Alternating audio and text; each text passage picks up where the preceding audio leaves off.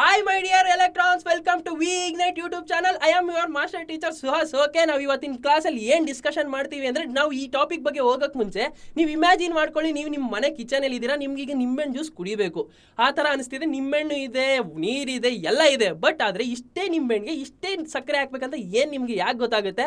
ಇದನ್ನ ಹೇಗೆ ತಿಳ್ಕೊಬೋದು ಗೊತ್ತಾ?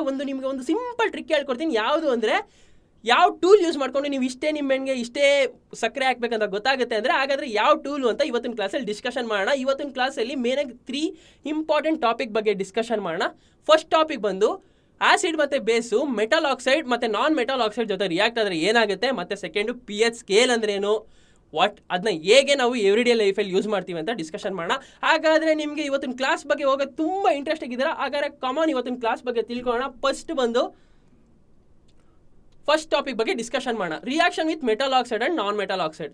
ಸೇಮ್ ನಾವು ಓದ್ ಸೆಷನಲ್ಲಿ ಹೇಗೆ ಡಿಸ್ಕಷನ್ ಮಾಡಿದೋ ಇಲ್ಲೂ ಸೇಮ್ ರಿಯಾಕ್ಷನ್ ಅಕ್ಕರ್ ಆಗುತ್ತೆ. ಬಟ್ ಏನು ಇದು ಅಂದರೆ it is similar to the neutralization reaction when metal oxides. Example zinc oxide, ಈ ಐರನ್ ಆಕ್ಸೈಡು, ಬೇಕಾದಷ್ಟಿದೆ ಮೆಗ್ನೀಷಿಯಮ್ ಆಕ್ಸೈಡ್. ಇದನ್ನ ನಾವು ಆ್ಯಸಿಡ್ ಜೊತೆ ಆ್ಯಸಿಡ್ ಯಾವುದಾದ್ರೂ ತೊಗೊಳ್ಳಿ, HCl, H2SO4 ಏನಾದರೂ ಆದರೆ ಫಸ್ಟು ಬರೋ ಪ್ರಾಡಕ್ಟ್ ಯಾವ್ದು ಹೇಳಿ? ಸಿಂಪಲ್ ಓದ್ ಸೆಷನಲ್ಲಿ ಏನಿತ್ತು ಅದೇನೇ ಸೇಮ್ ಮೆಟಲ್ ಸಾಲ್ಟ್ ಬರುತ್ತೆ, ಒಂದು H2O, ಒಂದು ವಾಟರ್ ಆಗಿ ಕನ್ವರ್ಟ್ ಆಗುತ್ತೆ. ಫಾರ್ ಎಕ್ಸಾಂಪಲ್ ಇಲ್ಲಿದೆ ನೋಡಿ, example copper oxide. Copper oxide is an best example for metal oxides. ಅದನ್ನ HCl ಜೊತೆ ರಿಯಾಕ್ಟ್ ಆದಾಗ ನಮಗೆ ಸಾಲ್ಟ್ ಮತ್ತು ವಾಟರ್ ಬರುತ್ತೆ. ಇದನ್ನ ನಾವು ಇನ್ನೊಂದು ರಿಯಾಕ್ಷನ್ ಇಂದ ಕರಿತೀವಿ ಅಂದರೆ ನ್ಯೂಟ್ರಲೈಸೇಷನ್ ರಿಯಾಕ್ಷನ್. ಯಾಕಂದರೆ ವಾಟ್ ಈಸ್ ನ್ಯೂಟ್ರಲೈಸೇಷನ್ ರಿಯಾಕ್ಷನ್ ಹೇಳಿ? ನ್ಯೂಟ್ರಲೈಸೇಷನ್ ರಿಯಾಕ್ಷನ್ ಅಂದರೆ ಒಂದು ಆಸಿಡ್ ಒಂದು ಬೇಸ್ ಜೊತೆ ರಿಯಾಕ್ಟ್ ಆದಾಗ ಸಾಲ್ಟ್ ಬರೋದೇ ನ್ಯೂಟ್ರಲೈಸೇಷನ್ ರಿಯಾಕ್ಷನ್ ಅಂತ ಕರಿತೀವಿ. ಹಾಗಾದರೆ ಇಲ್ಲಿ ನಿಮ್ಗೊಂದು ಕ್ಲಿಯರಾಗಿ ಗೊತ್ತಾಯ್ತಾ? ಕಾಪರ್ ಆಕ್ಸೈಡ್ ಅಥವಾ ಮೆಟಲ್ ಆಕ್ಸೈಡ್ಸ್ ಏನಾಗಿ ಆ್ಯಕ್ಟ್ ಮಾಡುತ್ತೆ? Metal oxides are basic in nature, ಯಾಕಂದರೆ ಅದು ಆಸಿಡ್ ಜೊತೆ ರಿಯಾಕ್ಟ್ ಆದಾಗ ಸಾಲ್ಟ್ ಕೊಡುತ್ತೆ. ಅದೇ ರೀತಿ ಇನ್ನೊಂದು important point, basis metal oxide ಜೊತೆ ರಿಯಾಕ್ಟ್ ಆಗಲ್ಲ. ಯಾಕೆ ಅಂದರೆ ಇದು ನಿಮಗೆ ಇವತ್ತೊಂದು ಅಸೆಸ್ಮೆಂಟು. ಇದನ್ನ ನೀವು ತಿಳ್ಕೊಂಡಾದ್ಮೇಲೆ ನಮ್ಮ ಚಾರ್ಟ್ ಬಾಕ್ಸಲ್ಲಿ ನೀವು ಆನ್ಸರ್ ಮಾಡಿ, ಓಕೆನಾ? ಈಗ next move on to the next topic. What happens when non metal oxides react with bases. Same, ಇದು best example for neutralisation reaction ಹೇಗಾಗುತ್ತೆ ಇದು ಅದೇ ರೀತಿ ಆಗುತ್ತೆ. ಏನಾಗುತ್ತೆ ಅಂದರೆ non metal oxides base. Example non metal ಆಕ್ಸೈಡ್ಸ್ಗೆ ಏನೇನಿದೆ ಹೇಳಿ? ಎಲ್ಲ ಇದೆ. ಸಲ್ಫರ್ ಡೈಆಕ್ಸೈಡ್ ತೊಗೊಳ್ಳಿ, ಕಾರ್ಬನ್ ಡೈಆಕ್ಸೈಡ್ ತೊಗೊಳ್ಳಿ, ಏನಾದರೂ ತೊಗೊಳ್ಳಿ, ಬೇಸ್ ಅಂದರೆ NaOH ಏನಾದರೂ ತೊಗೊಳ್ಳಿ, ಅವೆರಡು ರಿಯಾಕ್ಟ್ ಆದಾಗ ಏನಾಗುತ್ತೆ ಅಂದರೆ ಸಾಲ್ಟ್ ಮತ್ತು ವಾಟರ್ ಆಗಿ ಕನ್ವರ್ಟ್ ಆಗುತ್ತೆ. ಇದು ಕೂಡ ಏನು ಹೇಳಿ? Neutralisation reaction. ಹಾಗಾದರೆ ನಾನ್ ಮೆಟಲ್ ಆಕ್ಸೈಡ್ಸ್ ಏನಾಗಿ ಆ್ಯಕ್ಟ್ ಮಾಡುತ್ತೆ? Absolutely acidic in nature. Non metal ಆಕ್ಸೈಡ್ಸು ಯಾವಾಗೂ ಅಸಿಡಿಕ್ ಇನ್ ನೇಚರ್. ಹಾಗಾದರೆ ಯಾವುದು ಬೆಸ್ಟ್ ಎಕ್ಸಾಂಪಲ್ ಬಂದು lime water test. Lime water test ಅಂದರೆ ಏನು ಹೇಳಿ? ಯಾವ ಪ್ಲೇಸಲ್ಲಿ ಎಷ್ಟು ಕಾರ್ಬನ್ ಡೈಆಕ್ಸೈಡು ಇಲ್ಲಿ ಇದೆಯಾ ಇಲ್ವಾ ಅಂತ ಕಂಡುಹಿಡಿಯೋದೆ ಲೈಮ್ ವಾಟರ್ ಟೆಸ್ಟು. ಇದು ಕೂಡ best example for non metal oxides react with base. ಇಲ್ಲಿದೆ ನೋಡಿ, ವೆನ್ ಕ್ಯಾಲ್ಸಿಯಂ ಹೈಡ್ರಾಕ್ಸೈಡ್, ಅದು ಬೇಸ್. ಕ್ಯಾಲ್ಸಿಯಂ ಹೈಡ್ರಾಕ್ಸೈಡ್ ಅಂದರೆ ಬ್ಲೀಚಿಂಗ್ ಪೌಡರ್ ನೀರು, ಅದಕ್ಕೆ ನಾನ್ ಮೆಟಲ್ ಆಕ್ಸೈಡ್, ಕಾರ್ಬನ್ ಡೈಆಕ್ಸೈಡ್ ಎಲ್ಲಾದರೂ ಒಂದು ಇದರಲ್ಲಿ ನೀವು ಮೋಟಾರ್ ವೆಹಿಕಲ್ನ ಆನ್ ಮಾಡಿಬಿಟ್ಟು ಅದರಲ್ಲಿರೋ ಹೊಗೆನ ಇದನ್ನ ನೀವು ಪಾಸ್ ಮಾಡಿದ್ರೆ ಅದು ಸಾಲ್ಟ್ ಮತ್ತು ವಾಟರಾಗಿ ಕನ್ವರ್ಟ್ ಆಗುತ್ತೆ. ಯಾಕಂದರೆ ಅದರಲ್ಲಿ ಕಾರ್ಬನ್ ಡೈಆಕ್ಸೈಡ್ ಪ್ರೆಸೆಂಟ್ ಇರುತ್ತೆ. This is similarly to the neutralization reaction. ಹಾಗಾದರೆ ನಿಮಗೆ ಮೆಟಲ್ ಆಕ್ಸೈಡು ಮತ್ತು ನಾನ್ ಮೆಟಲ್ ಆಕ್ಸೈಡ್ ಜೊತೆ ಆ್ಯಸಿಡ್ ಬೇಸ್ ರಿಯಾಕ್ಟ್ ಆದಾಗ ಏನು ಬರುತ್ತೆ ಅಂತ ಗೊತ್ತಾಯ್ತಾ? ಹಾಗಾದರೆ ನೀವು ಈ ಟಾಪಿಕ್ ಅರ್ಥ ಮಾಡ್ಕೊಂಡಿಲ್ಲ ಅಂತ ತಿಳ್ಕೊಳ್ಳೋಕ್ಕೆ ಯಾವ್ದು ಇಂಪಾರ್ಟೆಂಟ್ ಹೇಳಿ? Quiz important. ಹಾಗಾದರೆ you are excited for quiz? Yes please. ಈಗ ನಾವು ಫಸ್ಟ್ ಕ್ವಶನ್ ಏನಿದೆ ಕ್ವಿಝಲ್ಲಿ ಅಂತ ನೋಡೋಣ. ಫಸ್ಟ್ ಕ್ವಶನ್ ಬಂದು identify Y in the reaction given below. ಅಂದರೆ ಈ ಪರ್ಟಿಕ್ಯುಲರ್ ರಿಯಾಕ್ಷನಲ್ಲಿ ವೈ ಏನಿದೆ, ವೈ ಏನಾಗ್ಬೋದು ಅಂತ ನೋಡೋಣ. ಇಲ್ಲಿದೆ ನೋಡಿ Y. What happens when zinc oxide react with HCl ಏನಾಗ್ಬೋದು? ಈಗ ನಾನು ನಿಮಗೆ 10 ಸೆಕೆಂಡ್ ಟೈಮ್ ಕೊಡ್ತೀನಿ. ನೀವು ವಿಡಿಯೋನ ಪಾಸ್ ಮಾಡಿ ಆನ್ಸರ್ನ ಕಮೆಂಟ್ ಸೆಕ್ಷನಲ್ಲಿ ಕಮೆಂಟ್ ಮಾಡಿ. ಯಾರು ಕರೆಕ್ಟಾಗಿ ಆನ್ಸರ್ ಮಾಡ್ತಾರೆ ನೋಡಿ, ನಾನು ಅವ್ರನ್ನ ನೆಕ್ಸ್ಟ್ ಸೆಷನಲ್ಲಿ ಫಸ್ಟು 3 ಮೆಂಬರ್ಸ್ ಯಾರು ಮಾಡಿರ್ತಾರೆ ಅವ್ರ ಮೂರಾಳನ್ನ ನಾನು ನೆಕ್ಸ್ಟ್ ಸೆಷನಲ್ಲಿ ನಿಮ್ಮನ್ನ ಟ್ಯಾಗ್ ಮಾಡ್ತೀನಿ ಮತ್ತು ಕಂಗ್ರಾಟ್ಸ್ ಹೇಳ್ತೀನಿ. ನೀವು ಎಕ್ಸೈಟ್ ಆಗಿದ್ದೀರಾ? ಹಾಗಾದರೆ ಕಾಮನ್ ಆನ್ಸರ್ ಮಾಡಿ. ನಾನು ನಿಮಗೆ 10 ಸೆಕೆಂಡ್ ಟೈಮ್ ಕೊಡ್ತೀನಿ. Your time starts now. Okay, your time is over. ಹಾಗಾದರೆ ಆನ್ಸರ್ ಯಾವುದಿರುತ್ತೆ ಹೇಳಿ? ಆಬ್ಸಲ್ಯೂಟ್ಲಿ ಯಾವುದು ಅಂದರೆ ಆಪ್ಷನ್ ಬಿ. ಯಾಕಂದರೆ ಜಿಂಕ್ ಆಕ್ಸೈಡು 2HCl ಜೊತೆ ಅಂದರೆ ಹೈಡ್ರೋಕ್ಲೋರಿಕ್ ಆ್ಯಸಿಡ್ ಜೊತೆ ರಿಯಾಕ್ಟ್ ಆದಾಗ ಒಂದು ಕಾಂಪೌಂಡ್ ವಾಟರ್ ಬಂದೇ ಬರುತ್ತೆ. ಅಂದರೆ H ಹೋಗುತ್ತೆ, ಆಕ್ಸಿಜನ್ನು ಹೋಗುತ್ತೆ. ಇಲ್ಲಿದೆ ನೋಡಿ, H ಕೂಡ ಇಲ್ಲಿರೋ H ಅಲ್ಲಿ ವಾಟರ್ ರಿಮೂವ್ ಆಗಿದೆ ಅಂದರೆ H ಹೋಗಿದೆ, ಇಲ್ಲಿ ಆಕ್ಸಿಜನ್ ಕೂಡ ಹೋಗಿದೆ. ಹಾಗಾದ್ರೆ ಇನ್ನೇನು ಬರುತ್ತೆ, ಜಿಂಕ್ ಮತ್ತು Cl, ಜಿಂಕ್ ಮತ್ತು ಕ್ಲೋರಿನ್ ರಿಯಾಕ್ಟ್ ಆಗಿ ಜಿಂಕ್ ಕ್ಲೋರೈಡ್ ಆಗುತ್ತೆ. Cl2 ಯಾಕೆ ಬಂತು ಅಂದರೆ ಇಲ್ಲಿ ನಾವು 2 ಮೋಲ್ ಆಫ್ HCl ತೊಗೊಂಡಿದ್ದೀವಿ, ಅಷ್ಟೇ ಸಿಂಪಲ್. ಹಾಗಾದರೆ ನೆಕ್ಸ್ಟ್ ಕ್ವಶನ್ ಯಾವುದಿದೆ ಅಂತ ನೋಡೋಣ. Next question is what will be products formed when A base react with non metal oxide. ಅಂದರೆ ಒಂದು ಬೇಸು ನಾನ್ ಮೆಟಲ್ ಆಕ್ಸೈಡ್ ಜೊತೆ ರಿಯಾಕ್ಟ್ ಆದರೆ ಏನು ಕೊಡುತ್ತೆ? ಆಪ್ಷನ್ ಏನೇನಿದೆ, non metal plus oxygen, salt plus water, salt plus oxygen, non metal plus water. Your time starts now.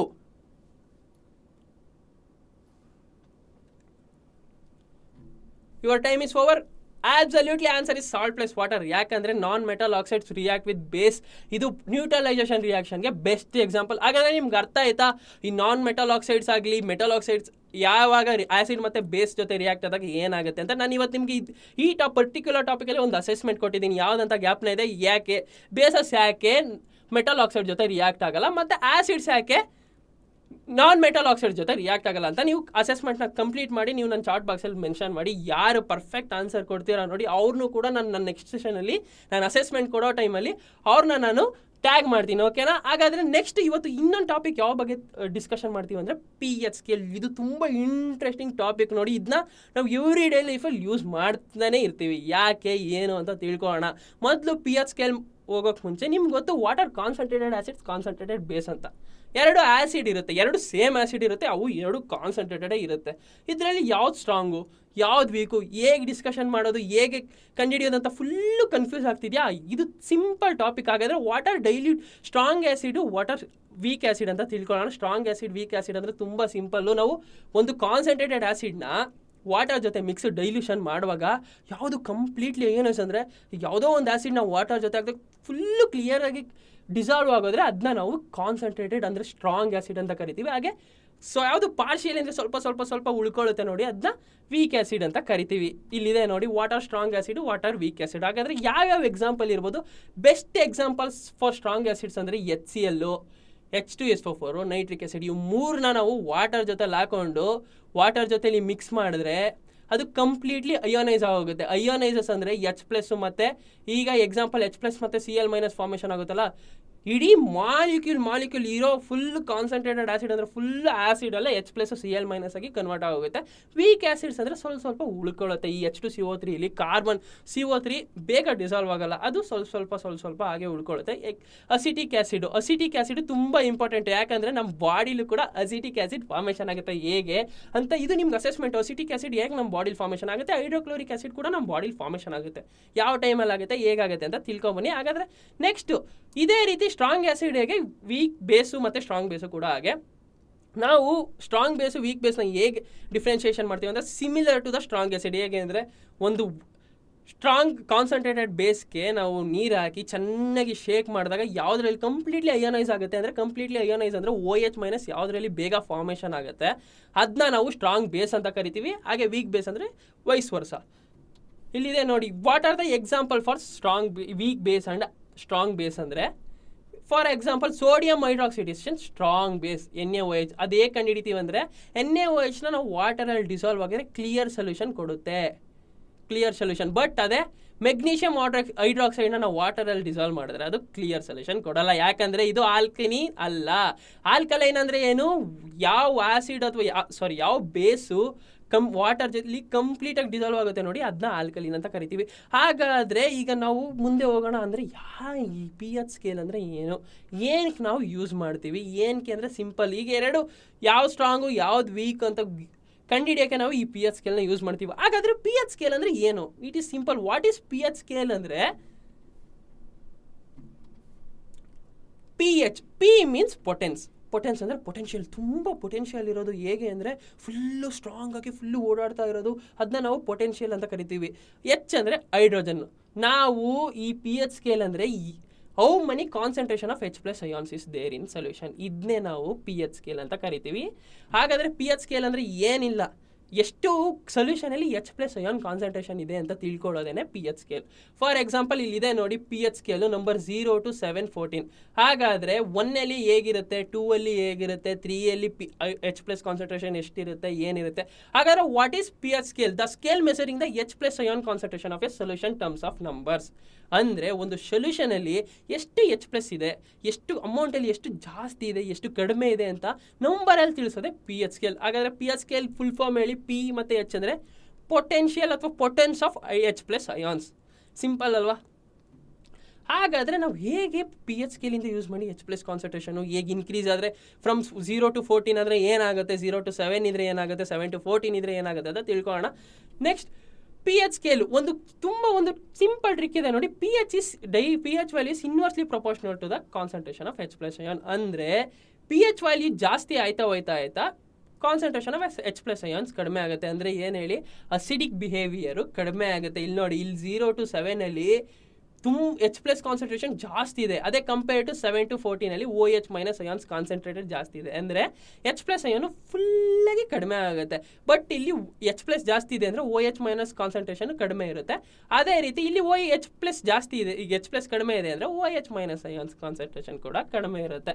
ಹಾಗಾದರೆ ಈ P H scale use ಮಾಡಿಕೊಂಡು ಹೇಗೆ ನಾವು ಆ್ಯಸಿಡ್ ಮತ್ತು ಬೇಸಸ್ನ ಡಿವೈಡ್ ಮಾಡೋದು, ಹೇಗೆ ನಾವು ಇದೇ ಸ್ಟ್ರಾಂಗ್ ಆ್ಯಸಿಡು, ಇದೇ ವೀಕ್ ಸ್ಟ್ರಾಂಗ್ ಬೇಸು, ಇದೇ ವೀಕ್ ಆ್ಯಸಿಡು, ಇದೇ ವೀಕ್ ಬೇಸ್ ಅಂತ ಕಂಡುಹಿಡಿಯೋದಂತ ನೋಡೋಣ. ಹೇಗೆ ಅಂದರೆ simple, one indicator is there. What is P H indicator? ಇದು ತುಂಬ ಇಂಪಾರ್ಟೆಂಟ್ ಕ್ವಶನ್ನು. ಇದನ್ನ ಮಾರ್ಕ್ ಮಾಡ್ಕೊಳ್ಳಿ ಅಥವಾ ಬರ್ಕೊಳ್ಳಿ. ಯಾಕಂದರೆ what is P H indicator ಅಂತ 2021 CBSE ಮೇನ್ ಬೋರ್ಡ್ ಎಕ್ಸಾಮಲ್ಲಿ ಕೇಳಿದ್ದಾರೆ. ಇದು ತುಂಬ ಇಂಪಾರ್ಟೆಂಟ್. 2 to 3 ಇಯರ್ಸಲ್ಲಿ ಈ 2 to 3 ಇಯರ್ಸಿಂದ ಕಂಟಿನ್ಯೂಸ್ಲಿ ಕೇಳ್ಕೊಬರ್ತಿದ್ದಾರೆ. ಓಕೆನಾ? What is P H indicator ಅಂದರೆ it is an university indicator that changes in colour at different P H value. ಅಂದರೆ ಒಂದು ಪೇಪರ್ನ ಯಾವುದೋ ಒಂದು ಅಸಿಡಿಕ್ ಯಾವುದೋ ಒಂದು ಆ್ಯಸಿಡಲ್ಲಿ ಅಜ್ಜಿದ್ರೆ ಯಾವ್ಯಾವ ಕಲರ್ ಬರುತ್ತೆ ನೋಡಿ, ಅದ್ರ ಮೇಲೆ ಇದನ್ನ ಕಂಡುಹಿಡಿತೀವಿ. ಈ ಯೂನಿವರ್ಸಲ್ ಇಂಡಿಕೇಟರ್ ತುಂಬ ಇಂಪಾರ್ಟೆಂಟು. ಹೇಗೆ ಕಂಡುಹಿಡಿತೀವಿ ಅಂದರೆ ಒಂದು ಪಿ ಎಚ್ ಪೇಪರ್ ಇರುತ್ತೆ, ಅದು ಲ್ಯಾಬ್ರೇಟರಿ ಸಿಗುತ್ತೆ. ಅದನ್ನ ತಗೊಂಡು ನೀವು ಕಾನ್ಸಂಟ್ರೇಟೆಡ್ ಯಾವುದೋ ಒಂದು ಆ್ಯಸಿಡ್ ಗದ್ದಾಗ ಅದು ಕಲರ್ ಚೇಂಜ್ ಆಗುತ್ತೆ. ಅಕಸ್ಮಾತ್ ಈಗ ಏನಾದರೂ ಕಲರ್ 0 ಆಯಿತು ಅಂದರೆ, ಈ ಕಲರ್ ರೆಡ್ ಆಗಿ ಚೇಂಜ್ ಆಯಿತು ಅಂದರೆ ಅರ್ಥ ಮಾಡ್ಕೋಬೇಕು ಇದು ತುಂಬ H ಪ್ಲಸ್ ಕಾನ್ಸಂಟ್ರೇಷನ್ ಇದೆ. ಹಾಗಾದರೆ ಏನಂತ ಕರಿತೀವಿ ಹೇಳಿ? 0 ಇತ್ತು ಅಂದರೆ ಪಕ್ಕ ಅದು ಸ್ಟ್ರಾಂಗ್ ಆ್ಯಸಿಡ್ ಇದ್ದೇ ಇರುತ್ತೆ. ಅದೇ ರೀತಿ 6 ಅಥವಾ 5 ಇರುತ್ತೆ ಅಂದರೆ ಇದು ಆ್ಯಸಿಡೇ ಬಟ್ ವೀಕ್ ಆ್ಯಸಿಡ್ ಆಗಿರುತ್ತೆ, ಅಂದರೆ ಕಡಿಮೆ H ಪ್ಲಸ್ ಕಾನ್ಸಂಟ್ರೇಷನ್ ಇರುತ್ತೆ. ಹಾಗೆ 14 ಏನಾದರೂ ಇದೆ ಅಂದರೆ ಫುಲ್ಲು OH ಮೈನಸ್ ಅಂದರೆ ತುಂಬ ಸ್ಟ್ರಾಂಗ್ ಬೇಸ್ ಅಂತ ಕರಿತೀವಿ. 8 ಏನಿರುತ್ತೆ, 8 ಇದ್ದರೆ ಸ್ವಲ್ಪ ವೀಕ್ ಬೇಸ್ ಅಂತ ಕರಿತೀವಿ. ಹಾಗೆ 7 ಅಂದರೆ ನ್ಯೂಟ್ರಲ್ ಅಂದರೆ ಯಾವ್ದು ಹೇಳಿ? ವಾಟರ್ಗೆ ಪಿ ಎಚ್ ಇಂಡಿಕೇಟರ್ ನಜ್ಜಿದಾಗ ಗ್ರೀನ್ ಆಗುತ್ತೆ, ಅದನ್ನ ನಾವು ನ್ಯೂಟ್ರಲ್ ಅಂತ ಕರಿತೀವಿ. ಓಕೆ, ಹಾಗಾದರೆ ಇಲ್ಲಿ ಹೇಳ್ದಲ್ಲ ನಾನು, 0 to P H value 0 to 7 ಇರೋದನ್ನ ಅಸಿಡಿಕ್ ಅಂತ ಕರಿತೀವಿ, 7 to 14 ಇರೋದನ್ನ ಬೇಸಿಕ್ ಅಂತ ಕರಿತೀವಿ, 7 ಇದ್ರೆ ನ್ಯೂಟ್ರಲ್ ಅಂತ ಕರಿತೀವಿ. ಇದನ್ನೇ ನಾವು ಪಿ ಎಚ್ ಪೇಪರ್ ಅಂತ ಕೇಳ್ತೀವಿ. ಒಂದು ಪಿ ಎಚ್ ಪೇಪರ್ನ ಒಂದು ಯಾವುದೋ ಒಂದು ಯೂನಿವರ್ಸಿಟಿ ಈ ಪಿ ಎಚ್ ಪೇಪರ್ನ ನಾವು ಒಂದು ಸೊಲ್ಯೂಷನ್ಗೆ ಹೆಜ್ಜಿದ್ರೆ ಯಾವ್ಯಾವ ಕಲರ್ ಬರುತ್ತೆ ನೋಡಿ, ಅದು ಅಸಿಡಿಕಾ, ಬೇಸಿಕಾ, ನ್ಯೂಟ್ರಲ್ ಅಂತ ಡಿವೈಡ್ ಮಾಡ್ಕೋತೀವಿ. ಈಗ ಎಕ್ಸಾಂಪಲ್ ನೀವು HCl ತಗೊಳ್ಳಿ. HCl ಇಸ್ ಯಾವ ಆ್ಯಸಿಡ್? Strong acid. ಹಾಗಾದರೆ ಯಾವ ಕಲರ್ ತೋರಿಸುತ್ತೆ ಪಿ ಎಚ್ ಪೇಪರ್ ಹಚ್ಚಿದಾಗ? ಆಬ್ಸಲ್ಯೂಟ್ಲಿ ಕರೆಕ್ಟ್ ರೀ, ಇದು ರೆಡ್ ಕಲರ್ ತೋರಿಸುತ್ತೆ. ಹಾಗೆ H2SO4 ಆರೆಂಜ್ ಕಲರ್ ತೋರಿಸುತ್ತೆ. ಅದೇ ನೀವು ಅಸಿಟಿಕ್ ಆ್ಯಸಿಡ್ ನಂಜಿದಾಗ ಏನು ತೋರಿಸುತ್ತೆ? Absolutely green colour, pale green colour ತೋರಿಸುತ್ತೆ. ಅದೇ ರೀತಿ ನಾವು ವಾಟರ್ಗೆ ಹಚ್ಚಿ ಪಿ ಎಚ್ ಪೇಪರ್ನ ಅದೇನು ತೋರಿಸುತ್ತೆ? ಗ್ರೀನ್ ಕಲರ್ ತೋರಿಸುತ್ತೆ. ಯಾಕಂದರೆ water is N neutral molecule. ಅದೇ ರೀತಿ ಬೇಸಿಕ್ಕು ಟ್ರೈ ಮಾಡಿ. NaOH ಅಂದರೆ ಸೋಡಿಯಂ ಹೈಡ್ರಾಕ್ಸೈಡು, ಅದು ತುಂಬ ಸ್ಟ್ರಾಂಗ್ ಬೇಸು. ಅದಕ್ಕೆ ನೀವೇನಾದರೂ ಪಿ ಎಚ್ ಪೇಪರ್ ಹಚ್ಚಿದ್ರೆ ಅದು ಪರ್ಪಲ್ ಕಲರ್ ಆಗಿ ಕನ್ವರ್ಟ್ ಆಗುತ್ತೆ, ಪರ್ಪಲ್ ಕಲರ್ ತೋರಿಸುತ್ತೆ. ಈ ರೀತಿ ನಾವು ಪಿ ಎಚ್ ಪೇಪರ್ ಯೂಸ್ ಮಾಡಿಕೊಂಡು ಇದೇ ಸ್ಟ್ರಾಂಗ್ ಆ್ಯಸಿಡು, ಇದೇ ಸ್ಟ್ರಾಂಗ್ ಬೇಸು, ಇದೇ ವೀಕ್ ಆ್ಯಸಿಡು, ಇದೇ ವೀಕ್ ಬೇಸ್ ಅಂತ ಈಸಿಲಿ ಡಿವೈಡ್ ಮಾಡ್ಬೋದು. ಹಾಗಾದರೆ ಯಾವ್ಯಾವ ಕಲರ್ ತೋರಿಸುತ್ತೆ ಅಂತ ನೋಡೋಣ. ಇಲ್ಲಿ ನೋಡಿ, NaOH 14 ವ್ಯಾಲ್ಯೂ ಇದೆ.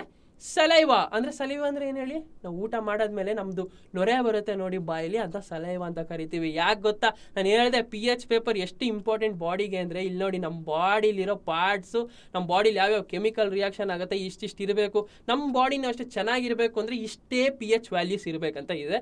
ಇಂಥ ಪಿ ಎಚ್ ವ್ಯಾಲ್ಯೂ ಜಾಸ್ತಿ ಆದರೆ ನಮ್ಮ ಬಾಡಿಲಿ ಜ್ವರ ಬರೋದು ಏನೇನಾಗುತ್ತೆ ಅಂತ ಈಗ ನೋಡೋಣ.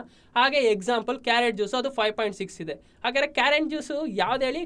Absolutely acidic in nature. Carrot juice ಯಾವಾಗ ಯೂಸ್ ಮಾಡ್ತೀವಿ? ನಮ್ಮ ಬಾಡಿ ಬೇಸ್ ಆದಾಗ ಅದನ್ನ ನ್ಯೂಟ್ರಲ್ ಮಾಡೋಕ್ಕೆ ಯೂಸ್ ಮಾಡ್ತೀವಿ. ಕಾಫಿ 5.0 ಅಂದರೆ ಕಾಫಿ ಕೂಡ ಆಸಿಡ್ಡೇ. ಹಾಗಿದ್ರೆ ನೀವು ಜಾಸ್ತಿ ಕಾಫಿ ಕುಡಿತಿದ್ರೆ ಸ್ವಲ್ಪ ಕಡಿಮೆ ಮಾಡ್ಕೊಳ್ಳಿ, ಯಾಕಂದರೆ ತುಂಬ ಆ್ಯಸಿಡ್ ಬಾಡಿಗೆ ಒಳ್ಳೆಯದಲ್ಲ. ಲೆಮನ್ ಜ್ಯೂಸ್ ಅದು ಕೂಡ ಆ್ಯಸಿಡ್ಡೇ ಸ್ವಲ್ಪ, ಯಾಕಂದರೆ ಎಲ್ಲ ಲಿಮಿಟಲ್ಲಿ ಇರಬೇಕು. ಬರೀ ಆ್ಯಸಿಡ್ ಬಾಡಿ ಫುಲ್ಲು ಆ್ಯಸಿಡಿಕ್ ಆಗೋದ್ರೆ ಅದು ಪ್ರಾಬ್ಲಮ್ ಆಗುತ್ತೆ, ಬರೀ ಬೇಸಿಕ್ ಆಗೋದ್ರೂ ಪ್ರಾಬ್ಲಮ್ ಆಗುತ್ತೆ. ಹಾಗಾದರೆ ನೀವು ಪಿ ಎಚ್ ವ್ಯಾಲ್ಯೂನ ಏನೇನು ಯೂಸ್ ಮಾಡ್ತೀವಿ, ಯಾಕೆ ಯೂಸ್ ಮಾಡ್ತೀವಿ ಅಂತ, ಏನೇನು ಎಕ್ಸಾಂಪಲು ಯಾವ್ಯಾವ ಕಲರ್ ತೋರಿಸುತ್ತೆ ಅಂತ ಅರ್ಥ ಮಾಡ್ಕೊಂಡಿದ್ದೀರಾ? ಹಾಗಾದರೆ ಈ ಟಾಪಿಕ್ ಅರ್ಥ ಆಗಿದೆ ಇಲ್ಲ ಅಂತ ತಿಳ್ಕೊಳ್ಳೋಕ್ಕೆ ಏನು ಮಾಡ್ಬೇಕು ಹೇಳಿ? ನಾವು ಹೇಳಿ ಆಬ್ಸಲ್ಯೂಟ್ಲಿ ಕ್ವಿಜ್ ಆಡಬೇಕು. ಕಮಾನ್ ಆಗಿದೆ. ಕ್ವಿಝಲ್ಲಿ ಫಸ್ಟ್ ಕ್ವಶನ್ ಯಾವುದು ಅಂತ ನೋಡೋಣ. ಫಸ್ಟ್ ಕ್ವಶನ್ ಬಂದು, p h of a solution is inversely proportional to options concentration of H plus ion, concentration of OH minus ion, concentration of H minus ion, none of these. ಹಾಗಾದರೆ ನಿಮಗೆ ನಾನು ಕರೆಕ್ಟಾಗಿ 10 second time ಕೊಡ್ತೀನಿ. ವಿಡಿಯೋನ pass ಮಾಡಿ ಆನ್ಸರ್ನ comment ಸೆಕ್ಷನಲ್ಲಿ ತಿಳಿಸಿ. Okay, your time starts now.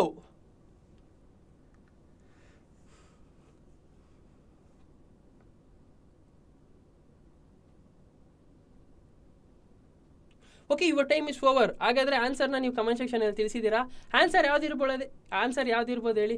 Absolutely concentration of H plus ion. ಅಂದರೆ concentration of H plus ions increase ಆಯ್ತಾ ಇದ್ರೆ pH ವ್ಯಾಲ್ಯೂ ಡಿಕ್ರೀಸ್ ಆಗ್ತಾ ಇರುತ್ತೆ. ಹಾಗೆ concentration of H plus ions decrease ಆಗ್ತಿದೆ ಅಂದರೆ pH ವ್ಯಾಲ್ಯೂ ಇನ್ಕ್ರೀಸ್ ಆಗುತ್ತೆ. ವೈಸ್ ವರ್ಸ ಅಂದರೆ ಉಲ್ಟಾ. ಈಗೇನಪ್ಪ ಅಂದರೆ ನೀವು ಹಿಂಗೆ ಹೋಗ್ತಿದ್ರೆ ನಾನು ಹಿಂದೆ ಹೋಗ್ತಾ ಇರ್ತೀನಿ, ನಾನು ಹಿಂದೆ ಹೋಗ್ತಿದ್ರೆ ನೀವು ಮುಂದೆ ಹೋಗ್ತಾ ಇರ್ತೀರಾ. ಆ ಥರ ನಾನು ಎಷ್ಟು ಮುಂದೆ ಸ್ಪೀಡಾಗಿ ಹೋಗ್ತೀರಾ ನೀವು ಅಷ್ಟೇ ಸ್ಪೀಡಾಗಿ ಹಿಂದೆ ಹೋಗ್ತೀರಾ. ನಾನು ಎಷ್ಟು ಹಿಂದೆ ಸ್ಪೀಡಾಗಿ ಹೋಗ್ತೀನಿ ನೀವು ಅಷ್ಟೇ ಮುಂದೆ ಸ್ಪೀಡ್ ಆಗುತ್ತೆ. ಹಾಗಾದರೆ ನೆಕ್ಸ್ಟ್ ಕ್ವಶನ್ ಯಾವುದು ಅಂತ ನೋಡೋಣ. Next question is 5 solution. 5 solution ಇದೆ. A, B, C, D, E ಅಂತ 5 ಸೊಲ್ಯೂಷನ್ ಇದೆ. 5ರಲ್ಲಿ ಎಗೆ 7 ಇದೆ, ಬಿಗೆ 3 ಇದೆ, ಸಿಗೆ 9 ಇದೆ, ಡಿಗೆ 5 ಇದೆ, ಮತ್ತು ಇಗೆ 13 ಇದೆ. ಇದನ್ನ correct order of increasing acidic strength. ಅಂದರೆ ಯಾವಾಗ ಅಸಿಡಿಕ್ ಸ್ಟ್ರೆಂತ್ ಇನ್ಕ್ರೀಸ್ ಆಗುತ್ತೆ ಅದನ್ನ ಕರೆಕ್ಟ್ ಆನ್ಸರ್ ತಿಳಿಸಿ ಅಂತ ಇದೆ. ಆಪ್ಷನ್ ಏನಿದೆ? A is greater than B, C, D, E. ಹಾಗೆ E is greater than C, greater than A, greater than B, greater than D. Option B ಬಂದು E greater than C, greater than A, greater than D, greater than B. E is greater than D, greater than C, greater than B, greater than B. Acidic strength ಅಂದರೆ ಏನು ಅಂತ ನಿಮ್ಗೆ ಗೊತ್ತಲ್ವಾ? ಹಾಗಾದರೆ 10 second time ಕೊಡ್ತೀನಿ, ನೀವು think ಮಾಡಿ ಮತ್ತು ಆನ್ಸರ್ನ ಕಮೆಂಟ್ ಸೆಕ್ಷನಲ್ಲಿ ತಿಳಿಸಿ. ನಾನು ಕೂಡ ಹೇಗೆ ಅಂತ ಈಸಿಗೆ ಹೇಳ್ಕೊಡ್ತೀನಿ. Your time starts now.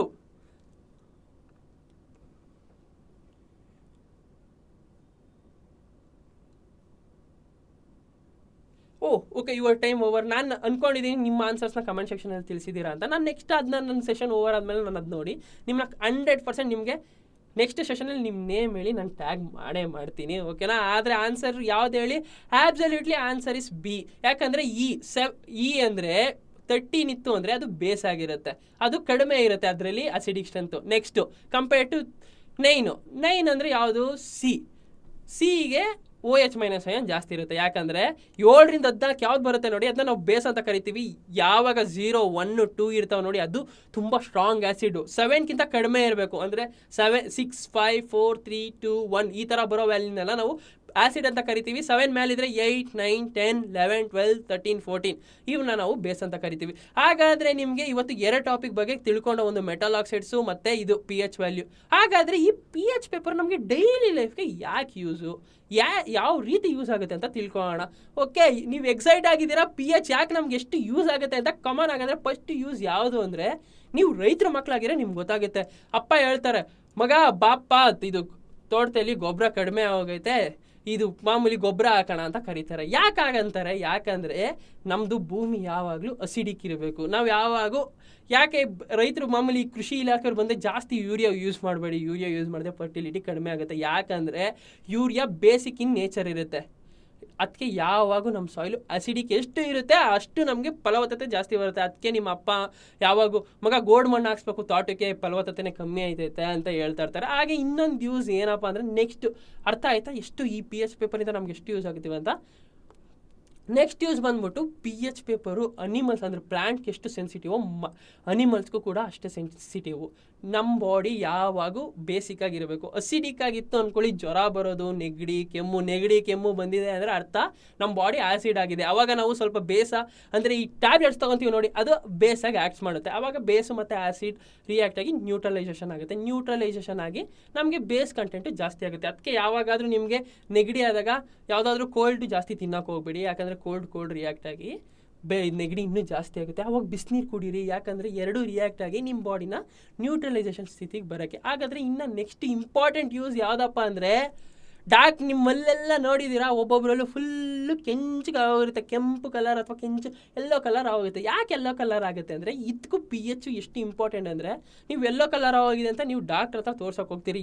Doctor ಒಂದು ಸಜೆಷನ್ ಕೊಡ್ತಾರೆ. ಏನು ಕೊಡ್ತಾರೆ ಅಂದರೆ, ಊಟ ಮಾಡಾದ್ಮೇಲೆ ನೀವು ಟೂತ್ ಪೇಸ್ಟ್ನ ಯೂಸ್ ಮಾಡಿ, ಆವಾಗ ನಿಮ್ಮ ಕಲರು ನಾರ್ಮಲ್ ರೇಂಜ್ ಬರುತ್ತೆ. ಯಾಕಂದರೆ ಯಾವಾಗೂ ಬಾಯಲ್ಲಿ ನಮ್ಮದು ಪಿ ಎಚ್ ವ್ಯಾಲ್ಯೂ 5.5 ಇರಬೇಕು. ಮಿಸ್ಸಾಗಿ 5.5ಕ್ಕಿಂತ ಕಡಿಮೆ ಆಯಿತು ಅಂದರೆ ಈ ರೀತಿ ಪ್ರಾಬ್ಲಮ್ ಬರುತ್ತೆ.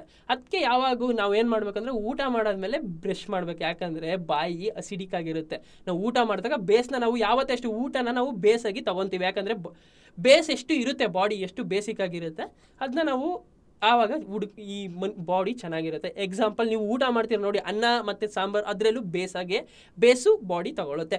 ಆದ್ದರಿಂದ ನಾವು ಆಫ್ಟರ್ ಯೂಸ್ ಮಾಡಾದ್ಮೇಲೆ ಟೂತ್ಪೇಸ್ಟ್ನ ಯೂಸ್ ಮಾಡಬೇಕು. ಟೂತ್ಪೇಸ್ಟ್ ಯೂಸ್ ಮಾಡಿದಾಗ ನ್ಯೂಟ್ರಲ್ ಮಾಡುತ್ತೆ. ನ್ಯೂಟ್ರಲ್ ಮಾಡಾದ್ಮೇಲೆ ನಮ್ಮಲ್ಲೂ ಯಾವಾಗಲೂ ಎಲ್ಲೋಯಿಂದ ಪ್ರೊವೈಡ್ ಮಾಡೋದನ್ನ ಕಡಿಮೆ ಮಾಡ್ಬೋದು. Next example is digestive system. ಇದು ತುಂಬ ಇಂಪಾರ್ಟೆಂಟ್. ಯಾಕಂದರೆ ನಾವು ಡೈಲಿ ಊಟ ಮಾಡ್ತೀವಿ, ಡೈಲಿ ಡೈಜೆಷನ್ ಆಗ್ತೀವಿ. ಒಂದೊಂದು ಸಲ ಅಂತೂ ಲೇಟಾಗಿ ಊಟ ಮಾಡ್ದು ಅಂದರೆ ಹೊಟ್ಟೆ ನೋವು ಅಂತ ಡಿಸ್ಕಷನ್ ಮಾಡ್ತಾ ಇರ್ತೀವಿ. ಆವಾಗ ಏನು ಮಾಡ್ತಾರೆ, ಈನೋ ಕುಡಿಯಪ್ಪ ಹೊಟ್ಟೆ ನೋವು ಸರಿಯಾಗೋಗುತ್ತೆ ಅಂತಾರೆ. ಯಾಕೆ ಹೇಳಿ, ಈನೋ ನಮ್ಮದು ಊಟ ಆದಮೇಲೆ ನಮಗೆ ರಿಲೀಸ್ ಆಗೋ ಆ್ಯಸಿಡ್ ಯಾವುದು ಅಂದರೆ HCl. ಯಾಕೆ ಆ್ಯಸಿಡು, ಈ ಕೆಮಿಸ್ಟ್ರಿ ಯಾಕೆ ನಮ್ಮ ಬಾಡಿಗೆ ತುಂಬ ಇಂಪಾರ್ಟೆಂಟ್ ಅಂದರೆ ಈ ಥರದ್ದು ಇಂಟ್ರೆಸ್ಟಿಂಗ್ ಸಿಚುವೇಶನ್, ಇಂಟ್ರೆಸ್ಟಿಂಗ್ ಟಾಕಿಂಗಲ್ಲಿ ತುಂಬ ಆ್ಯಸಿಡ್ ರಿಲೀಸ್ ಆದಷ್ಟು ನಮಗೆ ತುಂಬ ಹೊಟ್ಟೆ ನೋವು ತುಂಬ ಇದಾಗುತ್ತೆ. ಅವಾಗ ಏನು ಮಾಡ್ತಾರೆ, ಮನೇಲಿ ಮಜ್ಜಿಗೆ ಕುಡಿ, ಇಲ್ಲ ಇದು ಕುಡೀರಿ ಅಂತಾರೆ. ಮಜ್ಜಿಗೆ ಕುಡಿದಾಗ ಏನಾಗುತ್ತೆ ಹೇಳಿ, ನ್ಯೂಟ್ರಲೈಸ್ ಆಗುತ್ತೆ. ಈ HCl ಮತ್ತು ಈ ಬೇಸ್ ಎರಡು ಸೇರಿ ನಮಗೆ ನ್ಯೂಟ್ರಲೈಸ್ ಆಗಿ ಸಾಲ್ಟ್ ಮತ್ತು ವಾಟರಾಗಿ ಫಾರ್ಮೇಷನ್ ಆಗುತ್ತೆ. ಹಾಗಾದರೆ ನಿಮ್ಗೆ ಅರ್ಥ ಆಯ್ತಾ ಈ PH ಇಂದ ಎಷ್ಟು ನಮಗೆ ಎಷ್ಟು ಇಂಪಾರ್ಟೆಂಟ್ ಇದೆ ಅಂತ. ಹಾಗಾದರೆ ನೀವು ಈ ಸೆಷನ್ ನಿಮಗೆ ಅರ್ಥ ಆಗೈತಾ, ಈ ಟಾಪಿಕ್ಕು PH ಇಂದ ಏನು ಯೂಸ್ ಇದೆ ಅಂತ ಅರ್ಥ ಆಗೈತಾ ಅಂತ ತಿಳ್ಕೊಳ್ಳೋಕ್ಕೆ ನಮ್ಗೆ ಯಾವ್ದು ಇಂಪಾರ್ಟೆಂಟ್ ಹೇಳಿ?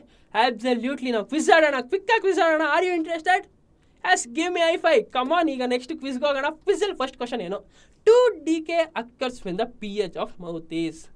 ಅಂದರೆ ಟೂತ್ ಡಿಕೆ, ಟೂತ್ ಅಂದರೆ ಅಲ್ಲೂ ಯಾವಾಗ ಎಲ್ಲೋ ಆಗುತ್ತೆ ಅಂತ ಕ್ವಶನ್ ಇದೆ. ಆನ್ಸರ್ಸ್ ಏನೇನಿದೆ ಇದು options. Option a is equal to 5, less than 5.5, greater than 5.5, greater than 7. Answer ತುಂಬ ಈಸಿ ಅಲ್ವಾ? ನಾನು ನಿಮಗೆ ಕ್ವಿಕ್ಕಾಗಿ 10 ಸೆಕೆಂಡ್ ಟೈಮ್ ಕೊಡ್ತೀನಿ. ಕ್ವಿಕ್ಕಾಗಿ ವೀಡಿಯೋ ಪಾಸ್ ಮಾಡಿ ಆನ್ಸರ್ನ ಕಮೆಂಟ್ ಸೆಕ್ಷನಲ್ಲಿ ತಿಳಿಸಿ. Your time starts now. 1, 2, 3, 4, 5, 6, 7, 8, 9, 10. Your time stop now. Okay, answer absolutely answer ಹೇಳಿದ್ರೆ less than 5.5. ಅಕಸ್ಮಾತ್ ನಮ್ಮದು ಗ್ರೇಟರ್ ದೆನ್ 5.5 ಆದರೆ ಈ 2DK ಬರುತ್ತೆ. ಈಸಿ ಅಲ್ವಾ? ಹಾಗಾದ್ರೆ ನೆಕ್ಸ್ಟ್ ಕ್ವಶನ್ ಮಾಡೋಣ. ವಾಟ್ ಈಸ್ ನೆಕ್ಸ್ಟ್ ಕ್ವಶನ್ ಅಂದರೆ, a farmer was suggested to add slaked lime to the soil of his land to enhance fertility. Why was he suggested to do us? ಅಂದರೆ ಒಬ್ಬ ರೈತ ಈ ಮಣ್ಣಿಗೆ ಬೆಡ್ಸೋಕ್ಕೆ ಸ್ಲೇಕೆಡ್ lime ಅಂದರೆ ಈ ಗೋಡ್ ಮಣ್ಣು ಅಂತ ಈ ನದಿಲಿ ಸಿಗುತ್ತೆ ನೋಡಿ, ಕೊಳ್ತಿರೋ ಮಣ್ಣು, ಅದನ್ನ ಬೆಡ್ಸೋಕ್ಕೆ ಹೇಳ್ತಾನೆ, ಫರ್ಟಿಲೈಸ್ ಆಗಲಿ ಅಂತ. ಯಾಕಿರ್ಬೋದು? Plants grow better in alkaline condition. The soil must be highly acidic. Acid present in slaked lime promotes early flowering. Slaked lime is a good absorber of air. Your time starts now. ಬೇಗ ಆನ್ಸರ್ನ comment ಬಾಕ್ಸಲ್ಲಿ ತಿಳಿಸಿ, pass ಮಾಡಿ ವಿಡಿಯೋನ. Your time starts now. Okay, ನಿಮ್ಮ time close ಆಗಿದೆ. ಈ answers absolutely ನೀವು ಆನ್ಸರ್ನ comment ಬಾಕ್ಸಲ್ಲಿ ತಿಳಿಸಿದ್ದೀರಾ ಅಂತ ತಿಳ್ಕೊಂಡು, ಈಗ ಆನ್ಸರ್ ಯಾವುದು ಹೇಳಿ? Absolutely the soil must be highly acidic. ಅಂದರೆ ಮಣ್ಣು ಯಾವಾಗೂ ಜಾಸ್ತಿ ಅಸಿಡಿಕ್ ಕಂಟೆಂಟ್ ಇರಬೇಕು. ಅಸಿಡಿಕ್ ಕಂಟೆಂಟ್ ಇಲ್ಲ ಅಂದರೆ ಅದು ನೀಟಾಗಿ ಫರ್ಟಿಲೈಸರ್ ಕೊಡಲ್ಲ. ಹಾಗಾದರೆ ಇವತ್ತಿನ ಟಾಪಿಕಲ್ಲಿ ಇವತ್ತಿನ ದಿನ ನಾವು ಇವತ್ತಿನ ಸೆಷನಲ್ಲಿ ಏನೇನು ಡಿಸ್ಕಷನ್ ಮಾಡಿದ್ದೀವಿ ಅಂತ ಕ್ವಿಕ್ಕಾಗಿ ಸಮ್ಮರೈಸ್ ಮಾಡೋಣ. ಫಸ್ಟ್ ನಾವು ಏನು ಡಿಸ್ಕಷನ್ ಮಾಡೋದು? ಆ್ಯಸಿಡ್ಸು. ಅದರಲ್ಲಿ ಸ್ಟ್ರಾಂಗ್ ಆ್ಯಸಿಡ್ ಅಂದರೆ ಏನು, ವೀಕ್ ಆ್ಯಸಿಡ್ ಅಂದರೆ ಸ್ಟ್ರಾಂಗ್ ಆ್ಯಸಿಡ್ ಏನು ಕಂಪ್ಲೀಟ್ಲಿ ಅಯೋನೈಸ್ ಆಗುತ್ತೆ. Example HCl, HNO3, H2SO4. Weak acid ಅಂದರೆ ಏನು? ಡಿಸೋಸಿಯೇಟ್ ಪಾರ್ಷಿಯಲಿ ಅಂದರೆ ಸ್ವಲ್ಪ ಡಿಸೋಸಿಯೇಟ್ ಆಗಿ H+ ಮತ್ತು OH- ಅಯಾನ್ ಕೊಡೋದು. Example H2CO3, H3PO4. ಹಾಗೆ ಬೇಸಸ್ಸಲ್ಲಿ same water strong base, what is weak base. ಯಾವುದು OH- ನೀಟ್ಲಿ ಕಂಪ್ಲೀಟ್ಲಿ ಅಯೋನೈಸ್ ಆಗುತ್ತೆ ಅದನ್ನ ಸ್ಟ್ರಾಂಗ್ ಬೇಸ್ ಅಂತ ಕರಿತೀವಿ. Example NaOH, NHKOH. ಅದು ವೀಕ್ ಆ್ಯಸಿಡ್ ಅಂದರೆ ಯಾವುದು ಪಾರ್ಷಿಯಲಿ ಅಂದರೆ ಕಡಿಮೆ ಡಿಸಾಲ್ವ್ ಆಗುತ್ತೆ, ಅದನ್ನ ನಾವು ವೀಕ್ ಆ್ಯಸಿಡ್ ಅಂತ ಕರಿತೀವಿ. Example NH4OH, MgOH. ಇದಾಯಿತು. ಆಮೇಲೆ what is the main uses of PH? ಈ PH ನಾನು ಫಸ್ಟ್ ನಿಮಗೆ ಎಕ್ಸಾಂಪಲ್ ಕೊಟ್ಟನಲ್ಲ, ಹೇಗೆ ಯೂಸ್ ಮಾಡೋದು? PHನ ಹಾಕಿ PHನ ಸ್ವಲ್ಪ PH ಪೇಪರಲ್ಲಿ ಅದನ್ನ ಚೆಕ್ ಮಾಡಿ, ಯಾವಾಗ ಅದು ನೀಟಾಗಿ ಇದಾಗಿರುತ್ತೆ, ನೀಟಾಗಿ ಕಲರ್ ನ್ಯೂಟ್ರಲ್ ಆಗಿ ತೋರಿಸುತ್ತೆ, ಆವಾಗ ನೀವು ಟೇಸ್ಟ್ ಮಾಡಿ. ಆವಾಗ ಟೇಸ್ಟ್ ತುಂಬ ಚೆನ್ನಾಗಿರುತ್ತೆ. ಯಾಕಂದರೆ ಸಾಲ್ಟ್ ಉಪ್ಪು ಅಂದರೆ ಅಸಿಡಿಕ್ ಎಷ್ಟಿರುತ್ತೆ ಅದು ಅದರಲ್ಲಿ ನಿಂಬೆಹಣ್ಣು ಜ್ಯೂಸಲ್ಲಿ, ಅಷ್ಟೇ ಶುಗರ್ ಅಂದರೆ ಬೇಸ್ ಕೂಡ ಅಷ್ಟೇ ಆ್ಯಡ್ ಮಾಡ್ತೀವಿ. Sugar is A best example for base. ಈ PHಲ್ಲಿ ಏನೇನು use? Body of all organism work with in a certain range of PH. ಅಂದರೆ ಬಾಡಿಲಿರೋ ಎಲ್ಲ ಆರ್ಗನಿಸಮ್, ಡೈಜೆಸ್ಟಿವ್ ಸಿಸ್ಟಮ್ ಆಗಲಿ, ರೆಸ್ಪಿರೇಟರಿ ಸಿಸ್ಟಮ್ ಆಗಲಿ, ಎಲ್ಲನೂ ಸರ್ಟನ್ ಪಿ ಎಚ್ ವ್ಯಾಲ್ಯೂಯಿಂದನೇ ಇದಾಗುತ್ತೆ. ಎಕ್ಸಾಂಪಲ್ ಟೂತು, ಹಲ್ಲು, ಆಮೇಲೆ ಅಲ್ಲಿಂದ ಹೇಗೆ ನಾವು ಅಲ್ಲಿ ಯಾಕೆ ಯೆಲ್ಲೋ ಕಲರ್ ಆಗುತ್ತೆ ಅಂತ ತಿಳ್ಕೊಂಡು, ಹಾಗೆ ವೇರಿಯಸ್ ಇನ್ಸೆಪ್ಟ್ ಇದು ಕೂಡ ತುಂಬ ಇಂಪಾರ್ಟೆಂಟ್ ಎಕ್ಸಾಂಪಲ್. ಯಾಕಂದರೆ ನಿಮ್ಗೆ ಯಾವಾಗಾದ್ರೂ ಫೀಲ್ ಆಗಿದೆಯಾ ಈ ಸೊಳ್ಳೆ ಅಥವಾ ನೊಣ ಕಡಿದಾಗ ನಿಮಗೆ ಒಂದು ಯಾಕೋ ಇದು ಉರಿಯೋ ಥರ ಫೀಲ್ ಆಗುತ್ತೆ? ಯಾಕಂದರೆ ಅವು ತಮ್ಮ ಪ್ರೊಟೆಕ್ಷನ್ಗೋಸ್ಕರ ಆ್ಯಸಿಡ್ನ ನಮ್ಮ ಬಾಡಿಗೆ ಇಂಜೆಕ್ಟ್ ಆಗುತ್ತೆ. ಅದಕ್ಕೆ ನಮ್ಮ ಬಾಡಿ ಯಾವಾಗ ಅಸಿಡಿಕ್ ಆಗುತ್ತೆ ಆವಾಗ ನಮಗೆ ಫೀಲ್ ಆಗುತ್ತೆ. ಹಾಗಾದರೆ ನಿಮ್ಗೆ ಇವತ್ತಿನ ಸೆಷನ್ ಇಂಪಾರ್ಟೆಂಟ್ ಆಗಿದ್ದರೆ ಹಾಗಾದರೆ ಈ ಪರ್ಟಿಕ್ಯುಲರ್ ಸೆಷನಲ್ಲಿ ನಮ್ಗೆ ಯಾವ್ಯಾವ ಇಂಪಾರ್ಟೆಂಟ್ ಕ್ವಶನ್ ಬರುತ್ತೆ ಅಂತ ನಾನು ನಿಮ್ಗೆ ಹೋಮ್ವರ್ಕ್ ಕೊಡ್ತೀನಿ. ಈ ಕ್ವಶನ್ಸ್ ಇದೆಯಲ್ಲ 100% ಇಂಪಾರ್ಟೆಂಟ್ ಕ್ವಶನ್. ಯಾವ್ಯಾವು ಅಂದರೆ what is P H scale, what is the use of P H scale, what are the use of P H paper in every day life. ನೀವು ಈ ಹೋಮ್ವರ್ಕ್ನ ಮುಗಿಸಾದ್ಮೇಲೆ ನೀವು ನನ್ನ ಕಮೆಂಟ್ ಸೆಕ್ಷನಲ್ಲಿ ಆನ್ಸರ್ಸ್ ತಿಳಿಸಿ. ಹಾಗೆ ನಾನು ಅವ್ರಿಗೆ ನೆಕ್ಸ್ಟ್ ಸೆಷನಲ್ಲಿ ಅವ್ರನ್ನ ನಾನು ಅಪ್ರಿಷಿಯೇಟ್ ಮಾಡ್ತೀನಿ. ನಿಮ್ಮನ್ನ ನೇಮ್ ಟ್ಯಾಗ್ ಮಾಡಿ ಹೇಗಿರುತ್ತೆ, ಹೇಗೆ ಫೀಲ್ ಇರುತ್ತೆ ಅಂತ ತಿಳ್ಕೊಳ್ಳಿ. ಹಾಗೆ ಇವತ್ತಿನ ಸೆಷನ್ ನಿಮಗೆ ಇಷ್ಟ ಆಗಿದ್ರೆ ಪ್ಲೀಸ್ ನಮ್ಮ ವಿಗ್ನೈಟ್ ಚಾನಲ್ನ ಲೈಕ್ ಮಾಡಿ, ಶೇರ್ ಮಾಡಿ, ಸಬ್ಸ್ಕ್ರೈಬ್ ಮಾಡಿ. ಹಾಗೆ ನಿಮ್ಮ ಫ್ರೆಂಡ್ಸ್ಗೆ ತಿಳಿಸಿ. ಹಾಗೆ ನಿಮ್ಗೆ ಇವತ್ತೊಂದು ತುಂಬ ಇಂಪಾರ್ಟೆಂಟ್ ವಿಷಯ ಹೇಳ್ತಾ ಇದ್ದೀನಿ. ಈ ವಿಡಿಯೋ ಏನಾದರೂ 100 ಲೈಕ್ಸ್ ಕಂಪ್ಲೀಟ್ ಆಯಿತು ಅಂದರೆ ನಿಮಗೆ ಪ್ರಾಕ್ಟಿಕಲಾಗಿ ಹೇಗೆ ಆ್ಯಸಿಡ್ ಮತ್ತು ಬೇಸಸ್ನ ಮೀಥೈಲ್ ಇಂಡಿಕೇಟರ್ ಯೂಸ್ ಮಾಡ್ಕೊಂಡು ಅಥವಾ ಪಿನಾಪ್ತಲಿನ್ ಇಂಡಿಕೇಟರ್ ಯೂಸ್ ಮಾಡಿಕೊಂಡು ಹೇಗೆ ನಾವು ಡಿವೈಡ್ ಮಾಡ್ತೀವಿ, ಇದೇ ಆ್ಯಸಿಡು ಇದೇ ಬೇಸ್ ಅಂತ ನಾನು ನಿಮಗೆ ತೋರಿಸ್ಕೊಡ್ತೀನಿ. ಹಾಗಾದರೆ ನೀವು ಈ ಪ್ರಾಕ್ಟಿಕಲಾಗಿ ನೋಡಬೇಕು ಅಂದರೆ ಏನು ಮಾಡಬೇಕು ಹೇಳಿ, ನಮ್ಮ ಚಾನಲ್ನ ಲೈಕ್ ಮಾಡಿ, ಶೇರ್ ಮಾಡಿ, ಸಬ್ಸ್ಕ್ರೈಬ್ ಮಾಡಿ, ಮತ್ತು ನಿಮ್ಮ ಫ್ರೆಂಡ್ಸ್ ಕೂಡ ಹೇಳಿ. 100 ಲೈಕ್ ಆದರೆ ಮಾತ್ರ 100% ಮಾಡೇ ಮಾಡ್ತೀನಿ. ಹಾಗಾದರೆ ನಿಮ್ಗೆ ಇವತ್ತಿನ ಸೆಷನ್ ತುಂಬ ಇಷ್ಟ ಆಗಿದೆಯಾ ಅಂದರೆ ನಾನು ನೆಕ್ಸ್ಟ್ ಕ್ಲಾಸಲ್ಲಿ what is chemical reaction, what are the uses, ಹೇಗೆ ಕೆಮಿಕಲ್ ರಿಯಾಕ್ಷನ್ ಆಗುತ್ತೆ ಅಂತ ನಾನು ಹೇಳ್ಕೊಡ್ತೀನಿ. ಹಾಗಾದರೆ ಇವತ್ತಿನ ಕ್ಲಾಸ್ ನಿಮಗೆ ತುಂಬ ಇಷ್ಟ ಇದ್ದರೆ ಲೈಕ್ ಮಾಡಿ, ಶೇರ್ ಮಾಡಿ, ಸಬ್ಸ್ಕ್ರೈಬ್ ಮಾಡಿ. Thank you, welcome.